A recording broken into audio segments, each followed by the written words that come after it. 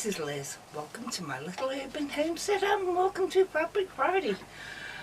It's hot time here at the moment. My feet are swollen twice the size of normal. Can't even get my flip-flops on. Mason, sit. Thank you. But I've been in my sewing room at times. I showed you last week the smock dress I made from bedding, and this is some fabric I had a few years ago. I made a caftan out of it, but I didn't like how the sleeves were, so I didn't wear it much. So I just took it apart and did the shearing elastic, and now I've got a summer top, which I need at the moment. And after that I made this one,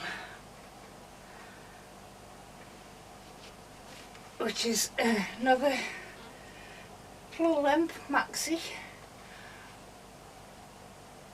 and believe it or not, this is based on a pattern for a sports bra, but it was too small for me, so I rejigged it all around and dropped it, made it longer so I could gather a skirt and put a skirt on the bottom of it, and it's a very good fit and it's nice and cool.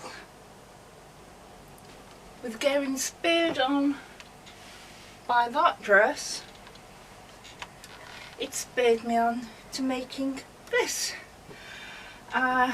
from my own patterns. As you can see, that's the back of this blouse. Took some footage of when I was just putting material together to see what I wanted. And this is what I'm working on at the moment. I made the ski pants. They're made out of foil design on scuba-like material, and they're very close, skin tight, so they're not really for wearing in this heat, but I want to make a top to match using those two fabrics because the white is too thin to do a blouse by itself, so I need something underneath it. So I've designed a pattern for the blouse, and now I'm going to do for the top. But this is how I audition fabrics for my dressmaking, is I put them on dressmaker's dummy and have a look, see how they go together and whether I like them together. And this is what I've come up so far. I'll show you footage now of the under one, a camisole, I suppose it is. That's the loose top that's going to go underneath the blouse that I'm making. I'll show you what I've got up to. It's very simple, very easy. Knocked it up in a few hours.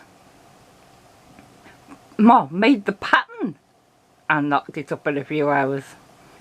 And this is what I've done so far on this blouse. It's see-through, that's why I thought I've got to do a top underneath it. So I have done it, and I've got to figure out what to do on the sleeves now, because I've got no more of this teal material left. So I've got to figure out what I'm doing on the sleeves and around the hem. So I'll have a good thunk on that. But I also want to say thank you very much to my older subscribers. I'm not referring to age, those who have been with me for years, and to my new subscribers, because yesterday I hit 1,000. So now all I've got to do is get me watch time up, and then they'll monetize me. And when I get my first check from them, I think I might just buy some fabric and have a play around with it. But that's all I've been doing at the moment. Oh, I finished the quilted sofa cover, and I put footage in now.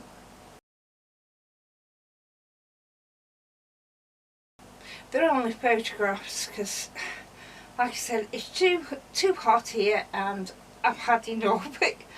I can't do this for long because I've had to turn my fan off because of the noise it makes, and the heat is just building now. So thank you, bye.